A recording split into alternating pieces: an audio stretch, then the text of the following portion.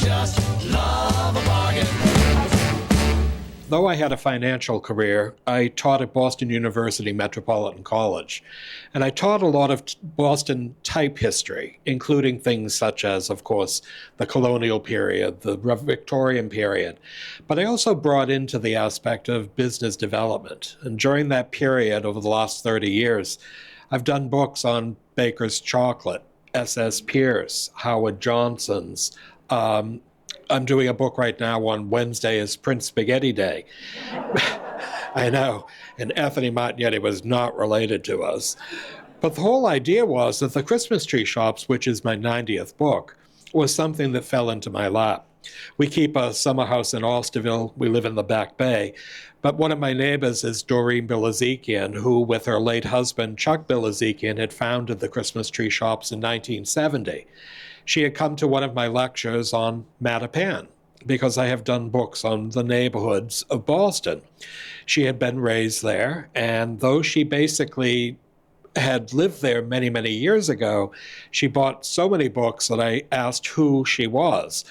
And through the grapevine, she asked if I would write the Christmas tree shop book. And of course, it's very advantageous. It's only a year and a half since it closed.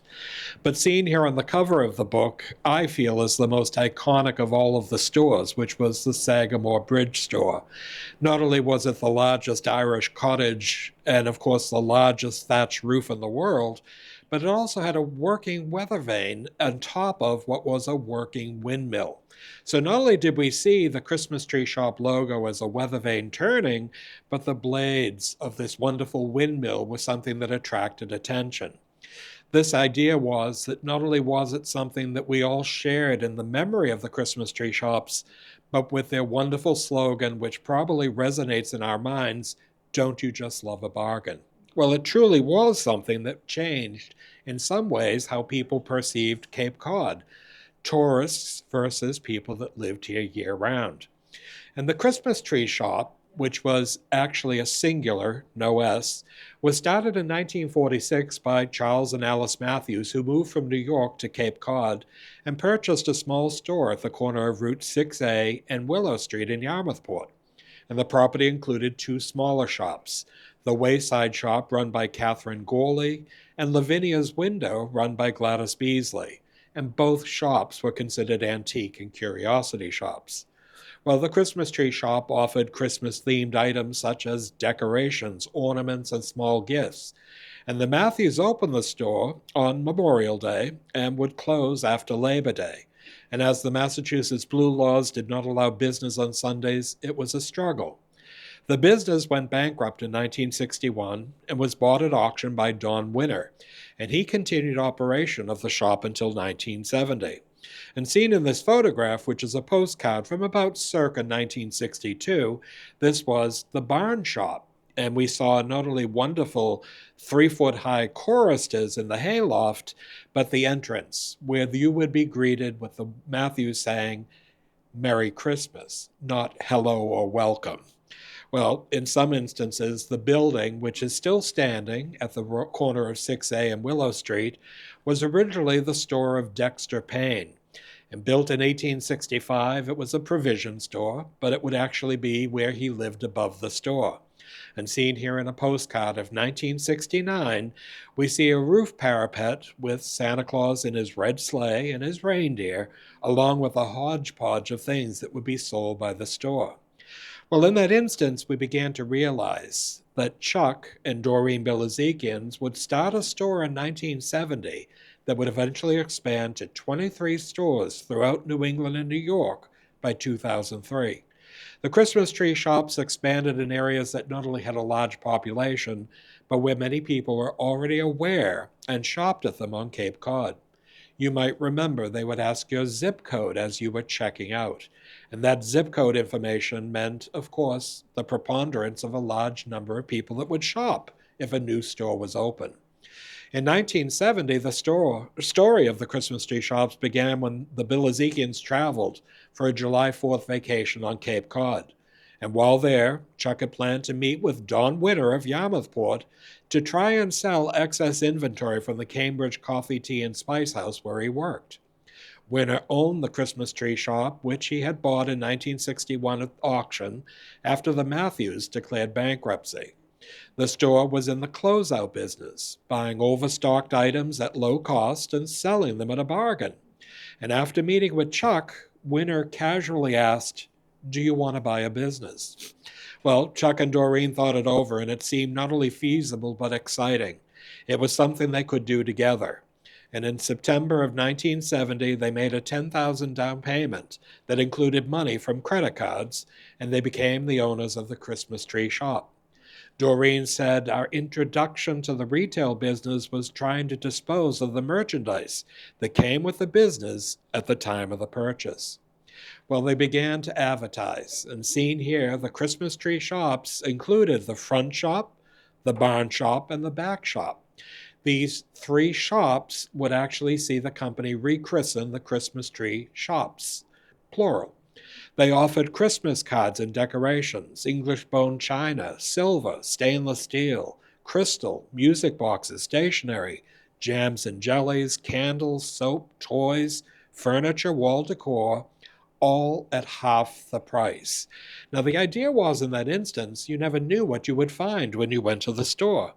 It had a variety of things, and seen here, Chuck Bilezikian, sporting a pipe and his dog Pooch, is seen in the Christmas tree shop at Yarmouthport in the early 1970s. The Christmas tree shops would begin by offering bargain household items by buying up overstock and discounted items from manufacturers and other discounted products that would in turn be sold at the store at a bargain. And in that way, you never knew. And here in a photograph of 1972, the building, which had once been Dexter Payne's general store, had wide plank paneling and, of course, an assemblage of things that hopefully would sell. Well, they did sell. And in some ways, there weren't huge numbers of different things. You might have a dozen of one or 2 dozen of another. But this display offers Lillis Solifer, an 8-inch high vase, which were 24% lead crystal and sold at the bargain price of $3.99 versus $8.99 in gift stores. Lillis is French for lilac, and Solifer is French for a vase designed to hold a single flower. Well, as you can see here, there was only about 24 vases. But if they didn't tickle your fancy, you might buy the 4-inch salad bowls directly above, 39 cents a piece or 3 for $1. Great bargain. But there was also the aspect that many times, though they were never really a Christmas shop, they did actually have decorated Christmas trees during the holiday season. And here on the left-hand side, in front of a wall of all glass ornaments, a sign on the tree reads, "North Pole's finest candy canes, sweet-tasting treats." Well, these were handmade, and they were 39 cents as well, or 3 for $1. But during that period, they also realized that marketing advertising was the only way they would expand the business. And on the right-hand side, at their dentist store, they invited a woman who would dress as Mrs. Santa Claus, and she came with one of her elves. She'd arrive on a Saturday morning, of course there'd be advance publicity, and every family with children on Cape Cod would descend upon the store. Because Santa Claus was so busy, she said she would listen to what they wanted for Christmas and tell Santa Claus the moment she got back to the North Pole. Well, of course, with children as well as adults, many people would make a purchase. And it was said that 1 out of every 3 people that went to see Mrs. Claus would make a purchase at the Christmas tree shop. And by the period of 1975, they also began advertising by doing a map of Cape Cod. Directly above it says, "A bargain for all seasons," which actually was the logo of the time. But it was also important because the seasons meant it wasn't just Christmas time. It was year-round. But as you can see, starting at Sagamore, the arm of Cape Cod went all the way to Orleans. And the Christmas tree shops advertised that shopping at the stores was literally a bargain for all seasons. The stores were to become open year-round in the early 1970s, which had a huge impact on sales. The advertisement says savings of up to 50% or more off other fine stores' prices, first quality merchandise. But what is so important about this is that it had 8 locations by 1977. They were located in Hyannis, West Yarmouth, Yarmouthport, Sagamore, West Dennis, Orleans, Falmouth, and of course, the only one off Cape, Pembroke. And in that way, many people began to realize that since 1970, they had been able to increase not just sales, not just profit, but physical locations. Well, in many ways, by the 1970s, they were also doing newspaper advertisements.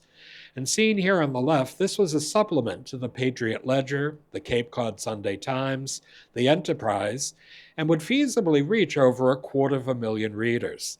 The Cape would actually see, in some ways, a major part of this advertisement as their one reason for actual expansion. Well, the Christmas tree shop said, let's celebrate value, first quality merchandise at savings of up to 50% or more.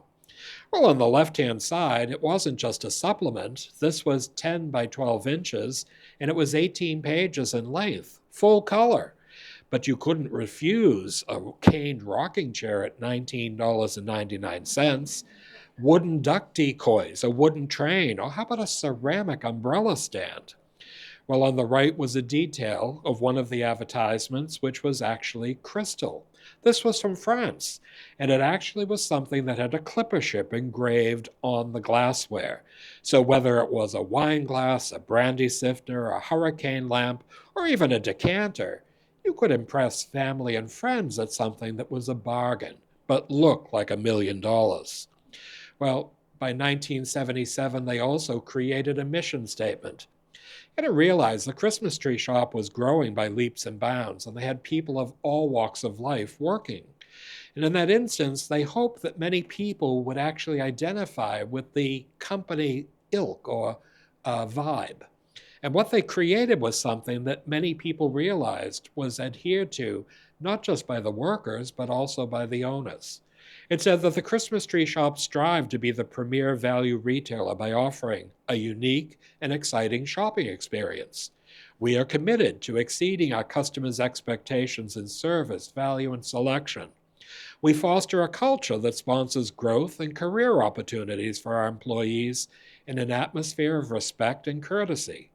And the Christmas tree shop's foundation for success is based on retail excellence and sound fiscal policy. It's a commendable aspect, and many companies in some ways realized that this was important because the employees went the gamut of store managers, buyers, people that stocked the shelves, people who cleaned the stores, but also included the truck drivers. With 8 stores by 1977, they had a warehouse, and from that warehouse, things would be delivered. The van on the left-hand side was bought from the old William Filene and Company in Boston for all of $800, and it would last a good 15 years. But as you can see here, it wasn't just the truck drivers, but it was also the men that stocked it from the warehouse.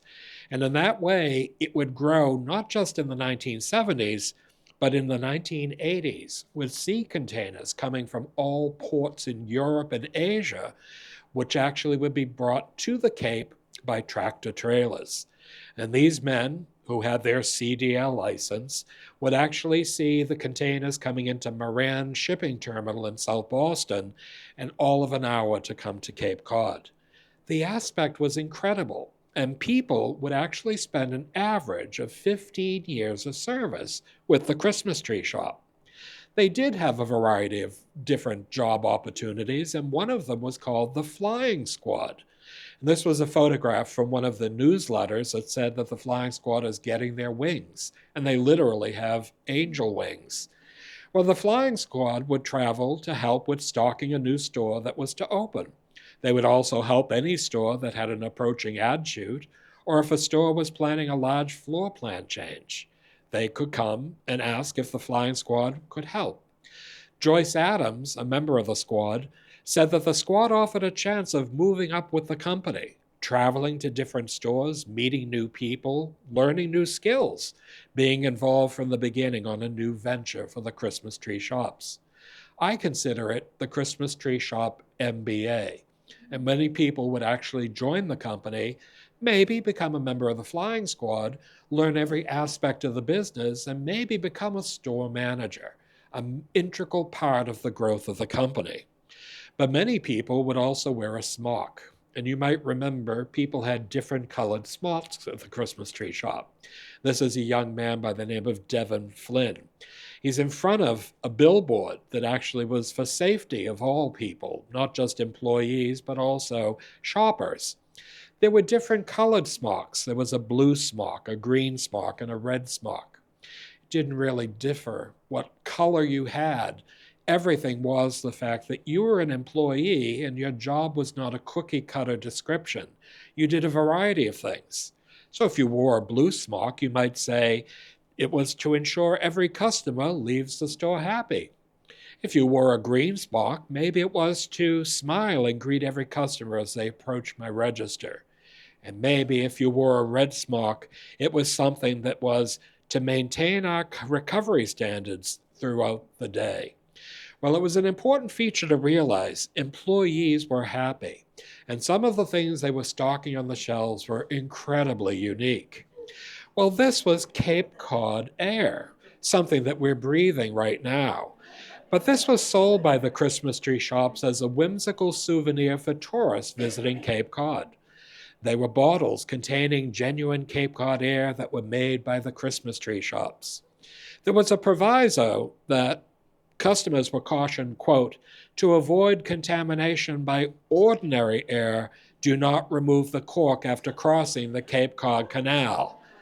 May be refilled at any time on Cape Cod, unquote. Well, these bottles of air, said to be genuinely fresh from the sea, sold by the boxful. I admit, I bought one. The labels were affixed to the bottles by Gregory and Jeffrey Bilezikian, the sons of the owners, along with their friends Nan, Beth, Susie, and Jane Johnson, who helped. Well, the idea was the bottles were probably 1 or 2 cents. The labels were printed by the thousands, and the children were probably induced to adhere the label to the bottle with the hope of pizza that night. But they sold tremendously. They also had the legend of the pickle. And this was a green piece of glass that was a Christmas ornament sold at $1.99. And it said, to start a tradition that will surely last, here's a short story about a pickle of glass. The night before Christmas, it's hung on the tree. While everyone's sleeping, it's done discreetly. And on Christmas morning, when you arise, the first one who finds it will get a surprise. A family tradition for all to share. You'll look for the pickle year after year. I never knew anyone who ever did this, but they sold throughout the holiday season. And they also had bags of Santa's magic Christmas dust, which were offered for sale. The little note said, to all good boys and girls, of course, and the rest of us, please take this package on Christmas Eve and sprinkle it on the lawn or snow.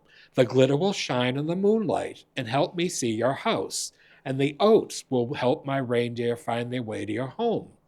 They love the smell of oats, and if they are hungry, they can have a quick snack. Ho, ho, ho, Merry Christmas. Well, at $3.99 for a gingham bag, it held 2 scoops of glitter and 2 scoops of oats. But what child who believed in Santa Claus could leave without a bag of Santa's magic Christmas dust? It was imperative. Well, during that period, we could buy almost anything under the sun, whether it was greeting cards, bird food, dog food, Nantucket baskets, or even yarn. And seen here for the knitters on Cape Cod, these wire display bins had Lion brand yarn, priced at $1.99 per skein. Lion brand yarn has been on the market since 1878, and the company is today a 5th-generation family-owned business that has long offered different types of yarn. And some of their most popular yarns are homespun, thick and quick, fun fur, Vanna's Choice, named after Vanna White, and Woolese. Well, this display has every color under the sun, and of course, with different sizes and grades of the yarn, one could knit a sweater in one weekend. They also would do things that display, in some ways, tourist season. And here on this wooden bench, We see galvanized tins that have Cape Cod, a red heart, and the arm of Cape Cod stenciled on the side. And of course, they're filled with red stuffed lobsters, orcas, whales, and even as we see here down below, panda bears. But in and around this were also 1 pound boxes of Cape Cod taffy in at least a dozen flavors. Well, anyone above the age of 50 who eats taffy, I warn you, don't. But it was the perfect gift to bring home to family and friends after your Cape Cod vacation. They also would create, in some ways, a display where you too could make your summer house or your year round house here on Cape Cod nautically themed. And these 3 foot tall solar charged lighthouses were the perfect idea. Total kitsch, but you could place them on the walkway to your house or garage, and in that instance, during the day they would charge, and in the evening give off a gentle illumination so you could see your way home. Here, everything was nautically themed, and these were things that sold by the boxful. People began to realize in some ways even children loved to go here, and on the upper left, the young boy, kind of cool with his hat and sunglasses, joins in some ways choosing a color-coordinated shovel and bucket for the beach sand. And on the right-hand side, with these surfboards, they could choose a variety of colors and designs. But many tourists, as well as Cape Cod residents, stopped at the Christmas tree shops to pick up essentials for their vacation on Cape Cod. In addition to snacks, candy, paper plates, and napkins, a beach chair was a necessity to relax on the beach and get some sun as one stared at the ocean and the far-off horizon. There was literally something for adults, young adults, teenagers, and children. And of course, there was always something for every season imaginable. So whether it was Valentine's Day, St. Patrick's Day, Easter, Independence Day, seen here with the fall season, we had life-size scarecrows with these wonderful hats bedecked with fake flowers. We also had triple-stacked pumpkins made of metal in different colors and different hues. But here, with the selection of not only things to decorate a wreath, you could also decorate your house for whichever season you chose. They were always readily available and beautifully priced for everyone. But seen here during the holiday season, according to German folklore, nutcrackers bring good luck to the family and protect the home. It is said that they represent strength and power and watches over the family, keeping evil spirits and danger away. And on the left-hand side, they came in different heights, different costumes, different colors. But they were totally decorative because I tried to use it to crack walnuts.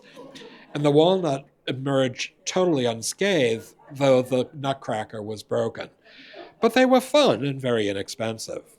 Well, this button was distributed to customers by the Christmas tree shops and boldly proclaims the slogan, "Don't you just love a bargain?" This catchy slogan was used in newspaper flyers as well as a jingle on radio and television commercials. Customer Estelle Zimmerman remembers that when she first saw these television commercials, she said, quote, "I saw way too many things that I wanted. I would definitely come out of the store broke," unquote. In the mid-1990s, Christmas tree shops introduced a series of commercials in which the chain's customers were recorded, showcasing items that they had purchased, paired with the soon-to-be famous jingle, "Don't you just love a bargain?" And the jingle still resonates with many of us. In that instance, above every store was this wooden sign with "Don't you just love a bargain?" along with the logo, which was a red sleigh with a freshly cut evergreen tree. Well, when Chuck and Doreen Bilezikian started the Christmas tree shops in 1970, they could never have imagined that the company would grow to 23 stores by 2003. Their hard work, strong drive, mutual support, and business acumen were vital in the company's success. But they also realized that their employees were an important part of the continued growth of the company. The adage, "What will you find?" was apt as shoppers would, without fail, find items that they never thought they needed before stepping through the door, but could not leave without. And of course, by the period of the 1970s, though they actually had extant buildings for the first 5 to 6 years, by 1975 they decided that every new store would have a theme. Well, this store would be built in Hyannis at the corner of Camp Street and Route 28. It was adjacent to the railroad yard that connected Hyannis to South Station in Boston. And because it had a railroad connection, it was a waiting room with a ticket booth. And in this instance, with a small tower and a wraparound piazza, it actually took a little bit of its theme from where it was located. But it wasn't just a store. Seen here, Jeffrey and Gregory Bilezikian, sons of the owners, pose on car 2639 wearing their railroad conductor caps. In November 1975, Chuck bought 4 railroad cars formerly owned by the New Haven line, which had declared bankruptcy. And during the sale, Chuck insisted that he and his son should be allowed to ride the train from Middleborough to Hyannis, where he placed them on his property. And this became the backbone of the new Christmas Tree Shops location, part of Christmas Crossing, which opened in 1977. So it wasn't just a building that looked like a waiting station for a railroad depot. It also had real trains. And this iconic aspect of making something unique would go even here to Falmouth. And the Falmouth Christmas Tree Shop was opened in the summer of 1980. And this was quite a distance from Yarmouthport at 29 miles. But Falmouth had become a tourist area and summer resort by the mid-20th century. Customer Dan Roach said that the Christmas Tree Shop in Falmouth is one of our traditional shops when we visit the area. We love the amount of home decor, seasonal goods, teas, snacks, and beauty products that we can buy at this store. And we also appreciate the fact that the prices are reasonable. This was the former A&P supermarket.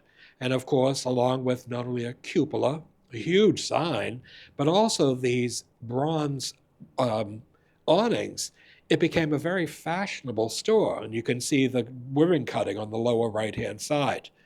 The store that was in Orleans was built at the junction of Route 6A and Route 28. So entering Orleans from Eastham, you couldn't miss it.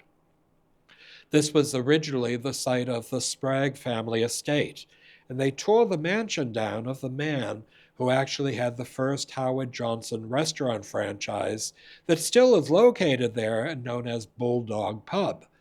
Captain Sprague was a sea captain, and his house, though commodious, was replaced by a new building that the Bilezikians had designed as an Orleans sea captain house. And as you can see, it was not only beautifully designed, I give them credit with the wonderful corner coining, but they had an addition to the barn. And though the entire place was for shopping, it was something very unique. And of course, the Holyoke store in Holyoke, Massachusetts, was entered through the mall. And not only did they have a mural on the wall of the history of Holyoke, but on the far right-hand side, they had a hot air balloon with a man sitting in a wicker basket. This would ascend to the ceiling every 15 minutes.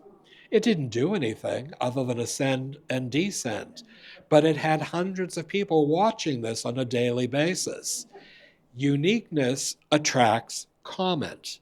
And here on Route 1, going north, adjacent to the Ship Restaurant seen on the far left-hand side, they decided to build a new store that had a nautical theme. It not only had a lighthouse, but the lighthouse had a light that worked, and it would beat out every 2 minutes, "I love you." And in that instance, people began to realize that on Route 1, the kitschiest road in America, was something that now had a Christmas tree shop. Each one of them was unique. This one, which was in New Hampshire, copied the Rockingham racetrack. These twin towers with wonderful aspects on both sides was something that echoed the racetrack. And again, in New Hampshire, you began to realize, because many people had given their zip code when they were on Cape Cod, These stores would expand in the 1990s and the early 2000s. And of course, my very favorite, the Sagamore Christmas tree shop. This building was not only modeled in an old Irish cottage, which was larger than life, but it also had a thatched roof. And of course, the windmill at something was something that not only had the blades turning, but it was a true working masterpiece. Because it was adjacent to the Sagamore Bridge, one of two that crossed the Cape Cod Canal, thousands of people would see this on a daily basis. It was being built. But the whole aspect was, it not only created comment, but people were excited. Well, the Sagamore Christmas tree shop, according to the Cape Cod Times, quote, had the largest thatch roof in the world, unquote. Plymouth Plantation had referred Chuck and Doreen to Irish thatchers and the source of the thatch. Thatching is the craft of weaving a roof with such things as straw, water reed, rushes, or heather, and then layering it to shed water away from the inner roof. And known as the world's first traveling thatchers, seen on the upper right-hand side, Michael, William, and A.J. Cahill were from the village of Clare, Galway, Ireland. They thatched the 24,000 square foot roof that is listed in the Guinness Book of World Records as the largest thatch roof in the world. But it was not just local attention that this new store was getting, as the Washington Post published a commentary that said, quote, "This unique retail establishment boasts Disney-esque architecture of a humongous artificial thatched roof and windmill," unquote. Well, it might have been Disney-esque, but it certainly was not artificial thatch. The Sagamore store won a Build Massachusetts Architecture Award, as it had combined designs of various buildings of the British Isles. Well, I think one of the more beautiful stores, especially at dusk, was the Hyannis store that was built adjacent to the Hyannis Rotary at the airport. Ed Mullen, who was the right-hand man of the Bill-Ezekian, said, "To design the new Hyannis store, Chuck, Doreen, and I went to Disney World. We sat on Main Street for days like little kids, studying the buildings and working up a Victorian look for Hyannis. And when the store was done, we returned to Orlando to receive a national award for the best exterior store design of 1999. Each one of them were unique, and they seemed better than the previous one. But seen here looking from the parking lot, not only did you see a center tower, but on either side pavilions, beautifully illuminated. But it was a treat not only to look at the exterior, but to enter. And of course, the Hyannis store had a four-sided clock that was manufactured by the E. Howard Clock Company. The company was established in Boston in 1858 by Edward Howard and Charles Rice, and was a leading American manufacturer of luxury watches and clocks. The four-sided clock was made between 1910 and 1920 for a now unknown church, but was repurposed at the Christmas tree shop. But directly below, and seen on the lower right-hand side, a Verdun Company glockenspiel was installed below the clock and was a unique attraction that delighted people. It sported moving figures at different times of the day, and the glockenspiel played Three Cheers for the Red, White, and Blue, Old Man River, and Morning Has Broken, among other songs. It's much like the wonderful clock tower in Prague, and we see, rather than religious ornaments, wonderful things that go the gamut from adults and children in Victorian costumes. But the tree also had a carillon, and this created music that greeted arriving shoppers as well as bidding farewell to shoppers bringing their bargains to their cars. The carillon was composed of a large bell and 24 smaller bells, ranging in 2 octaves. And the large bell rings every hour on the hour, to this day, and cast in 1942, and the 24 smaller bells were cast in Holland in 1989. Was it necessary? No, but it was a great attraction. And many times when I go to a store that's directly beside it, the Joanne Fabrics, the bell is still ringing. And I begin to realize in some ways that continuity, I hope, will always be maintained. People knew the Christmas tree shops. and eventually they would open one in South Portland, Maine. They had no advertisement, but of course everyone in Maine knew it was being built. So on opening day, people knew that the store would open at 8:30 a.m. Well, one of the store managers took this photograph at 6:30 a.m. of the people lined up with their shopping carts to enter the new store. They looked pretty happy waiting for another 2 hours. But the Christmas tree shops became a destination, and I'm sure each one of us went there with family and friends, and we have shared memories of things that we found. But it was also a place to find things such as birdseed, greeting cards. I always went for the most exotic pasta shapes because they always had something 5 times the price of Stop and Shop, which is bad enough, but I would always find things that were unique. Well, the aspect was, by the 30th anniversary, Chuck and Doreen Bilezikian were given a party. It was at the warehouse in Hyannis. 9,000 family, friends, and employees greeted them, and they arrived in a red sleigh. Of course, these two Percheron horses pull it. Because it was in August, thankfully there were wheels on the sleigh. But here, they actually are greeted by people, and of course, Ed Mullen is on the left-hand side. By the arrival, there was a 3-tiered cake, 1 tier for every decade. And one can only imagine the sense of pride the Bilezikians had after 3 decades of nurturing and growing a small business into a multi-million-dollar company with thousands of employees. The Christmas tree shops were one of the largest employers on Cape Cod by the 1990s. Well, in that instance, as I mentioned, they went the gamut. Store managers, buyers who traveled the world, people who stocked the shelves, and of course, this group of employees smile as they transform themselves into Christmas tree shop elves, with Christmas stocking hats and holding a variety of stuffed elves available in the Christmas decoration aisle. These elves had a variety of faces and were just the right size to hold or put on the mantle. But look at the legs of the elves directly above, wearing the same red and white striped stockings, but larger than life in size. I don't think they're forced smiles. Many of these employees were very happy and stayed for many years. But the Bilezikians instituted a sense of appreciation for their employees. And on the 5th anniversary of an employee's employment at the Christmas tree shop, they would receive a piece on the right-hand side. For women, it was a stick pin, and for gentlemen, it was a tie pin. But this was actually something that was done out of a piece of repurposed ivory from discarded pianos that a scrimshaw artist here on Cape Cod would actually engrave the logo of the company, the red sleigh with the green tree. It's a huge collectible, but it was something that would be superseded for the 10th anniversary, which was a Tiffany sterling silver Verdun bracelet that was something that would actually be given to the women and one to the men. For the 15th anniversary, it was a gold-filled watch, and for the 20th anniversary, a rope of pearls. This was something in addition to the fact of a job that paid a portion of your health care and your medical and dental insurance, something that was difficult on Cape Cod for year-round employees.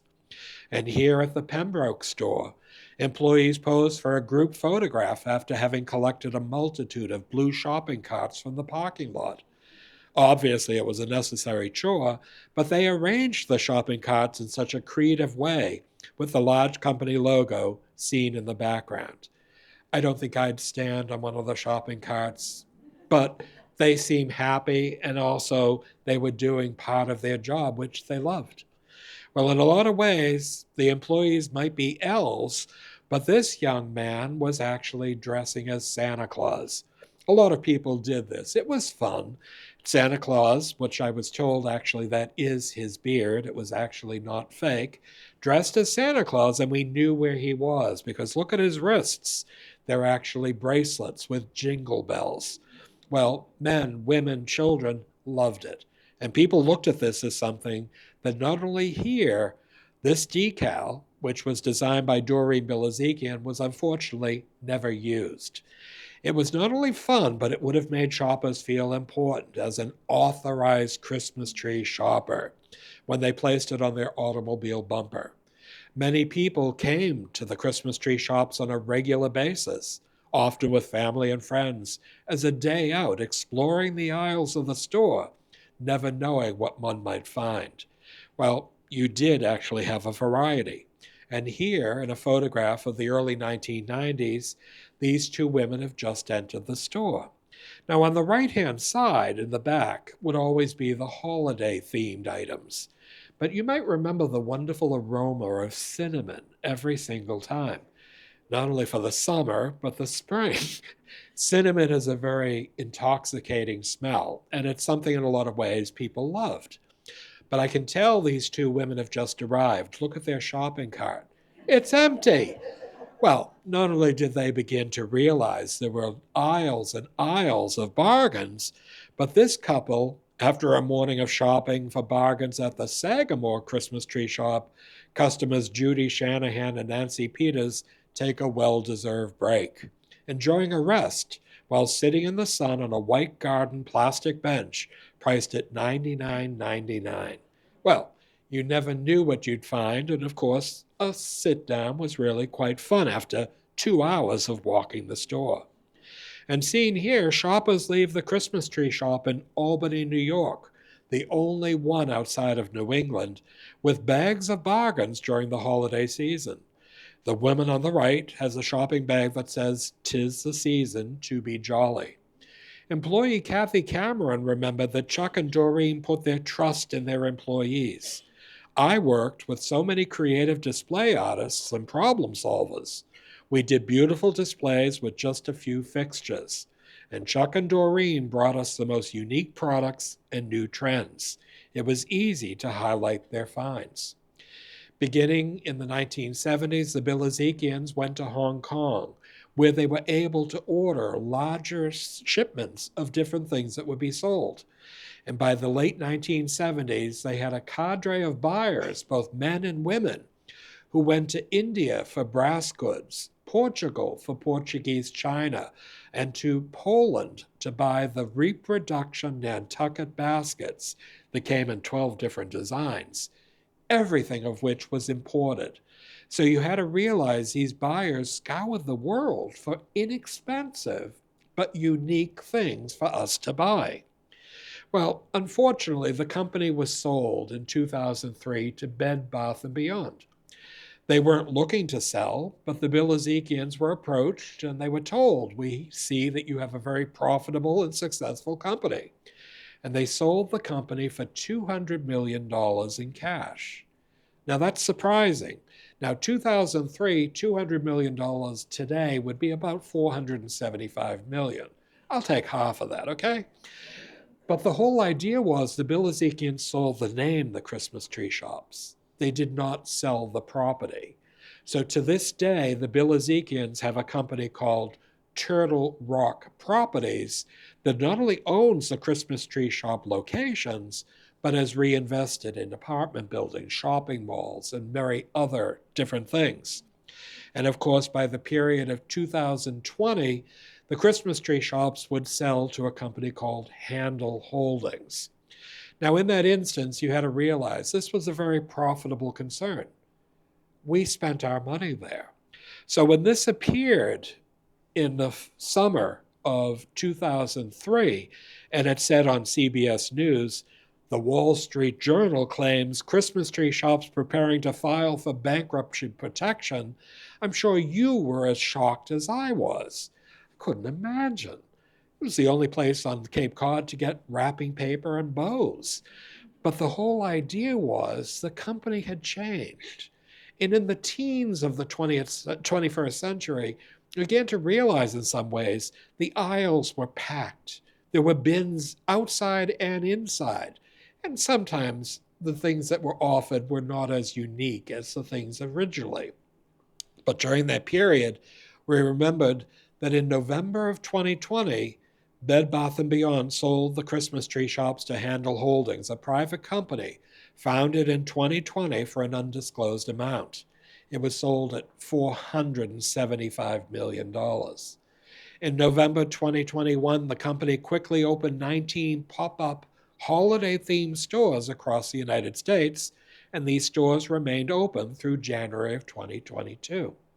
Now, remember, the Bilezikians had created uniquely themed stores. That was part of the fun of going to it.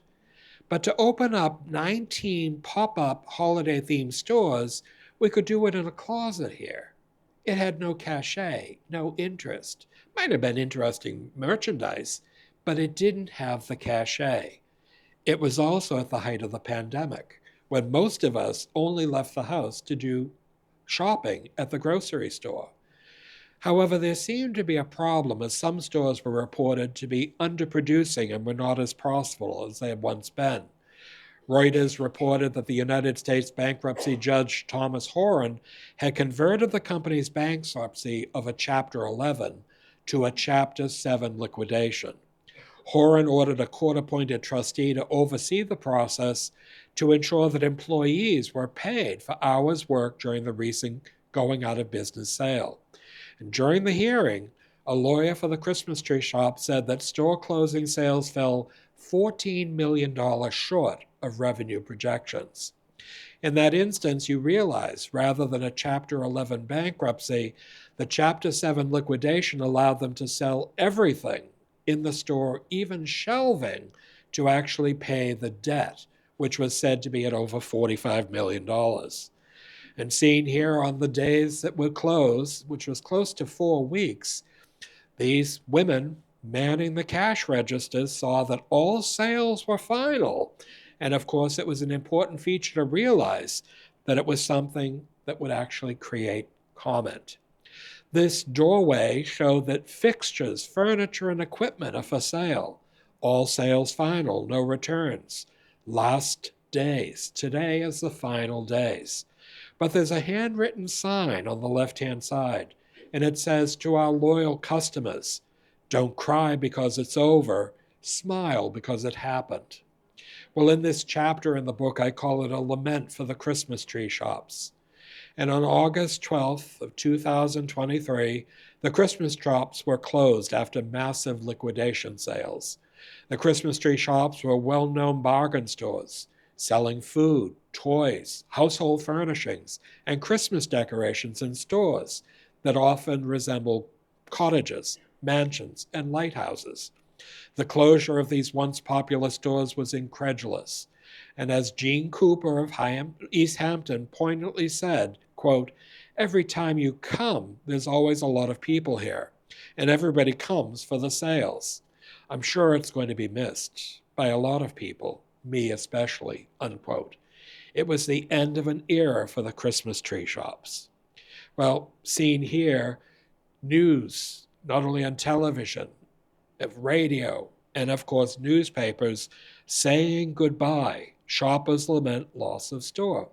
Well, I knew people that had a withdrawal symptom, that they had no idea how it could happen, but what were they going to do? I used to sit there incredulously sipping my coffee, listening. But it truly was something that was part of one's life. And it was something that we remember, maybe with somebody who's no longer with us, that accompanied us to find those wonderful treats and, of course, unique items. But the whole idea was, as one can see from this book, Chuck and Doreen Bilezikian were a strong team, and their marriage and work ethic were as strong as they were. Having taken a risk in 1970 to buy a failing business in Yarmouthport, to selling the company in 2003 to Bed Bath & Beyond, they showed not only how hard work, drive, and determination could ensure the success of a small business, but also that success was to be earned and not merely given. Working long days, unpacking boxes, stocking shelves, and arranging merchandise in the evening was hard work, but they persevered. They grew the small seasonal business into a thriving year-round business that became a destination on Cape Cod. In this way, I look at this book, like many of my books, of a now non-existent business. But it does exist in our minds. And these books are so much more important than we realize because they chronicle something that our grandchildren will never know or have experienced. And of course, if you look at not only the Sagamore Bridge, probably the most iconic store of all, yes, we did love a bargain and we love the Christmas tree shops. Thank you. I hope you enjoyed it. Thanks. Thanks. Does anyone have any questions or comments in the back? Well, one of the things is the question is, what about the shop locations? Well, they're still owned by Turtle Rock Properties. They're actually renting out many of them to different places. The store in Orleans is an Ace Hardware. The store in Sagamore right now is Tulip, which is a European garden furniture company, but unfortunately that has been slated for demolition. Surprising thing is, when you look at this building, I always thought, what a perfect place for an Irish pub and restaurant. But the thatched roof would cost $500,000, and it'd have to be done probably in another 25 years. The family has said in the Cape Cod Times that they were going to demolish it to build affordable housing on that property. Now, when you say affordable housing, don't groan. This is affordable housing to keep people on Cape Cod. EMTs, firemen, policemen, school teachers. Many of these people can't afford to buy a home when you're thinking that the average price house on Cape Cod is $750,000 that we all bought for $200,000. In that way, these buildings are now being repurposed, and many of them are becoming Ocean State job lot. And for whatever you think about them, they have the best amaryllis bulbs in town. Any other questions? Please. Two-part question. One is in relation to kind of the items like the specific lighthouses. Where did the inspiration from those? Were those like local artisans? Well, the funny thing was, Christmas Tree Shop had a design department. And many of these people not only did the logo. Do you see how the logo of the Christmas Tree Shop, that became their logo, and it was readily identifiable. But they would also design things that might be put on a coffee mug, a teapot, a lot of those things. But it was these people that came up with the idea, what is more marine Cape Cod than a lighthouse? So not only was it used at the Linfield store as a true lighthouse, but they created those and made in China by the millions, but they were done in a way that they were actually designed by themselves. A lot of these things that they bought, which would be a mug or a cup and saucer or a Portuguese china, our kitchen china here in Osterville is something that I bought for next to nothing. And I go to replace a teacup and it's $27 on replacements. I'm like, my God. But these were things that the design staff would work in unison with the people producing them. Would that design staff collectively partner with local artists? I'm sorry? Would the design team ever take inspiration from local artists on Cape Cod? They did. Many of the things that they sold were also done by local artists. There's a woman by the name of Judy Pizzi. I don't know if anybody's ever heard of her, but she was a stained glass artisan. And she made beautiful little ornaments and things of this sort. And she went there one time with a box in her trunk of her car, and a little bird, a robin redbreast, would be sold. And she provided stained glass items right through to 2003 to the Bill-Ezekians. They also had other artisans who made lots of different things. But I think one of the most iconic is that stick pin with the repurposed ivory key from a piano with that gorgeous logo. I was given one for writing the book. I was like, wow, this is great. I don't wear tie tacks, but the idea is, I said, this is a great little aspect of local history. And 50 years from now, people might remember the Christmas Tree Shop. But that's why these books are so important, and they go into such detail, but they also have pictures. I wanted to believe my students at BU were really reading the things that I wrote, and I would give pop quizzes. But it's also the fact that most of us are visually stimulated. We have television, we have YouTube, and we realize in some ways that these books, which also incorporate text, are a great way to preserve local history. And I guess the second half, Sure. based on what you just said, could you imagine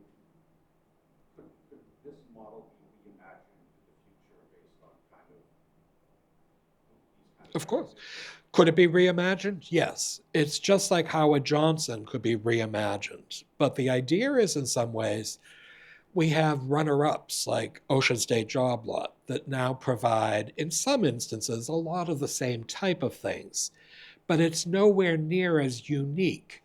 The building, now sometimes they're changing the design of the building, but sometimes it's not just the food or the merchandise that's sold, it's also the ambiance and everything around it. And we think sometimes, could Bailey's ice cream be recreated? Sure, it could. Could Schraff's chocolate? Sure. But you had to realize that was a lot of work, 15, 20 years of marketing and advertising. But I believe that if somebody was to do the Christmas tree shops today, and you actually utilized a lot of local artisans, it would be the most wonderful thing on Cape Cod. It wouldn't be something that could be as inexpensive as it was in 1970, but there are people doing stained glass, there are people doing furniture, and this might be something that would spur the economy, just like the Bilezikians did 50 years ago. Yes?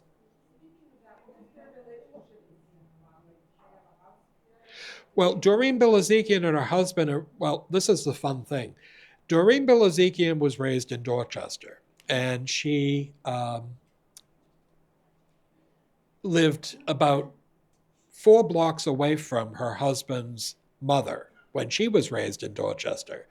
The mother's family-owned Casper's Market was in Codman Square. I can remember it. I was raised in Codman Square in Dorchester. So when she said to me, how could you remember it? I said, well, I'm older than I look. I'm 39. But the idea was the two of them, when they married, lived in Newton, where he had been raised as an older child. Now, the thing was, they were leading a good life. He worked for Gilchrist initially, and then later for Cambridge Coffee, Tea, and Spice Company. They both had very good educations. They were both first-generation Americans. Chuck Bilezikian's parents had escaped from the Armenian massacre. Doreen Portnoy's family were Russian Jews. So the whole idea was they started, in some ways, with the typical middle-class family life. Newton, a comfortable town. They went for a vacation on Cape Cod, and they ended up buying a business. But the whole idea was they moved to Yarmouthport, living above the store for about 5 years, and later they bought a farm, which was right around the corner from the store, where they had not only animals and chickens and ducks, but it was something that they actually had a wonderful sense of community.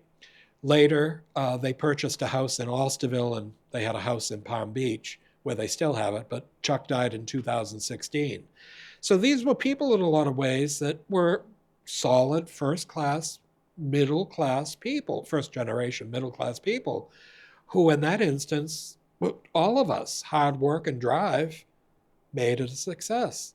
But we helped do it, because I'm sure you have something in your house for the Christmas tree shop. Yes.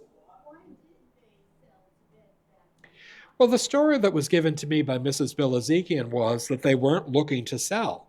The company was expanding. But she said if they expanded after 2003, they were going to need another warehouse, and they would almost lose control. 23 stores. And you have, granted, you have store managers and you have, assistant managers, but you're going to lose control. And the company might not have the same vibe that you have wanted through your mission statement. They were approached by Bed Bath & Beyond. They had never made any overtures. Nobody had ever said to them, do you want to sell? But after a while, they decided that they would sell. And $200 million was a tremendous sum 25 years ago. But what they did was to sign a contract to stay on for 3 years each to ensure a smooth transition. And Doreen Bilezikian still headed advertising. So what she was doing in that instance was preserving she and her husband's legacy, but also allowing Bed Bath & Beyond to draw on their institutional knowledge. And, a lot of times when you say that kind of money, they also created a Bilezikian fund that gives back not only to Cape Cod, but she provides scholarships for children in Chelsea. And you begin to see in some ways that the Turtle Rock Properties also maintains, in a very good condition, all of these stores.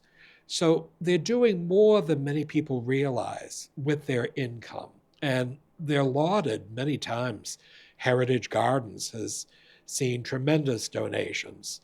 And I think in that instance, when one has such wealth, and of course many people realize it, to give so generously is an important part. And I think it's commendable because they've created something in a lot of ways.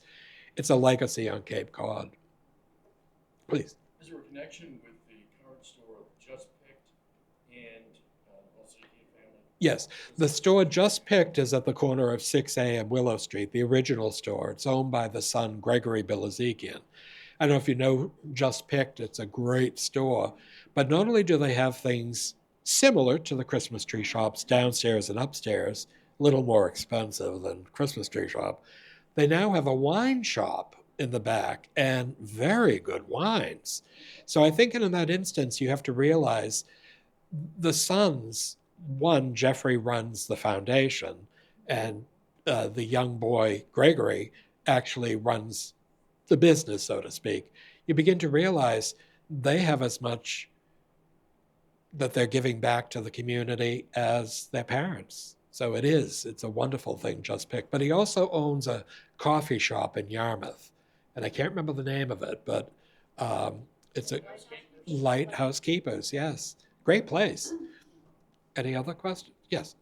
So, how do the Bilezikians feel about what happened to their business? Well, the question is, how did the Bilezikians feel? Well, of course, in 2003, when they sold it, Mrs. Bilezikian said to me it was like losing a child.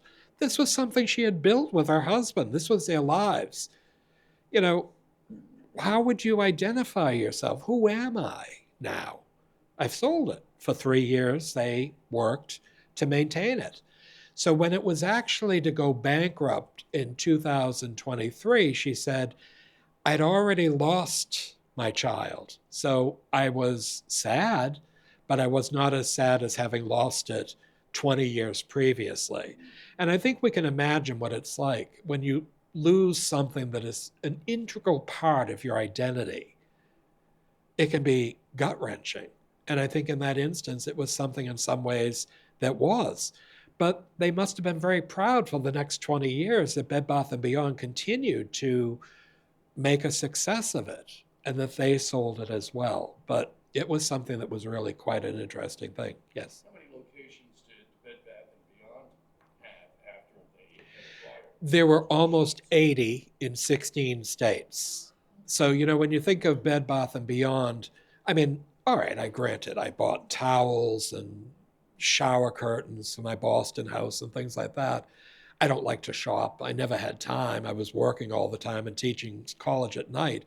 But the whole idea is, in some ways, when you think about it, it's something in some ways that it wasn't known just on Cape Cod anymore. It had lost its ilk. And now it was throughout the area of Illinois, Ohio, Indiana, Pennsylvania, New Jersey. Bed Bath & Beyond had their corporate headquarters in New Jersey. So I think in that instance, it was known by more people than just those of us. And I think in some ways it was a success. It was different. But it wasn't the same. Yes. I was just going to bring that up. I lived in Virginia, and I was so excited when I heard that the Christmas tree shop was coming. And I hesitated to go because I thought that was a Cape thing that I did. Right. I know. And it didn't last that long. And I was just curious on how they felt that they didn't name the store Christmas tree shop. They named it and that. And that. They get all the labels for Christmas tree shop. That's right. They also renamed the store CTS. Yeah. And, you know, CTS. I mean, it's like, oh my God. I mean, it's like saying I come from .ma, you know, instead of Dorchester, Massachusetts. It's ridiculous. But you're right. And they changed the logo and they tried to create a unique aspect that they were responsible for. But those of us that knew it in the 1970s, now I graduated from undergraduate in 1979. So it would have been about that time that I started to come to the store. I would say it was more of the Hyannis store, the old Hyannis store. But it was something in some ways that really changed after Bed Bath & Beyond. But I think in some ways they were trying to have two businesses, Bed Bath & Beyond and the Christmas tree shop. So to differentiate it, calling it CTS was something that I guess it's not only used on the credit card, but the gift cards.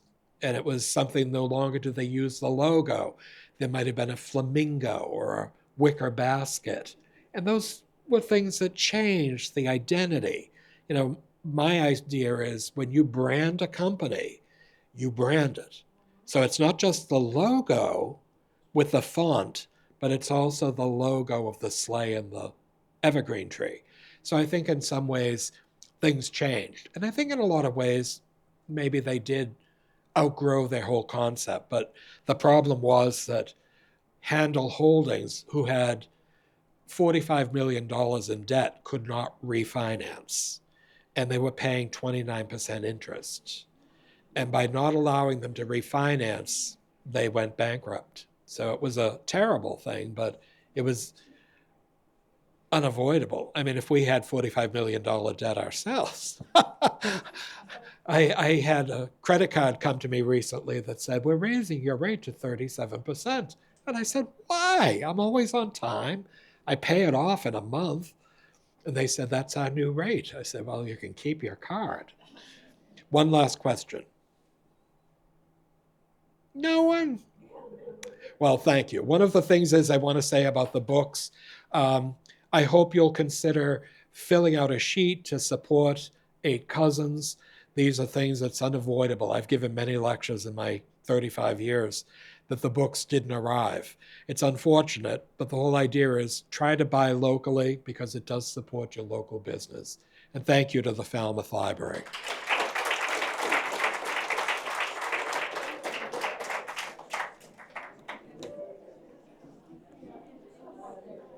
Hi. You're an eloquent speaker. Oh, thank I'm you. sure that the book is excellent. I brought my girlfriend. Hi, how are you? out Nice to from meet New you. York for New York. Oh, wow.